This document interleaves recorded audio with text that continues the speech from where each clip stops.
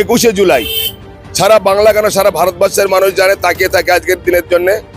আমরা গ্রাম বাংলার যারা মানুষ রয়েছি, সাধারণ মানুষ রয়েছি, যারা মমতা বন্দ্যোপাধ্যায়কে ভালোবাসেন, আপনারা জানেন 1993 সালে এই 21শে July no identity no vote এর দাবিতে যখন আন্দোলন করছিল, সেই সময় তৎকালীন বুদ্ধদেবের পুলিশ এবং জ্যোতি বসু মুখ্যমন্ত্রী সেই সময় গুলি করে 13 জন তরতাজা প্রাণকে আমরা হারিয়েছিলাম।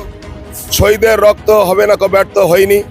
তাই মমতা বন্দ্যোপাধ্যায় কালকেই বলছিলেন যে সেই সময় প্রায় 200 জনের মানুষের গুলি লেগেছিল, কত লোক আহত হয়েছিল ঠিক নেই।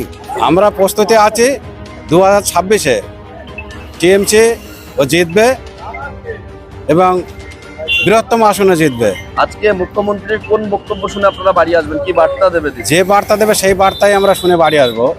মূলত এলাকায় এসে তারপরে কি সংগঠনের কাজ করা শুরু করবে? সংগঠনের কাজ শুরু হয়ে যাবে এসে। কোন এলাকা থেকে আপনারা যাচ্ছেন? আমরা পাইকান থেকে 45 নম্বর বুথ, বেমতা 2 অঞ্চল, ভাঁড় 2 নম্বর বলা।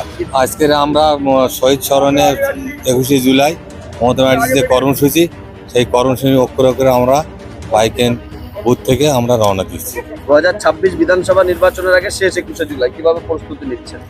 আমরা দিদি যেটা আজকের বার্তা দেবে সেই বার্তা নিয়ে মাথায় অক্ষরে অক্ষরে পালন করব এবং 26-এ টার্গেট থাকবে আমাদের জয়লাভ করব।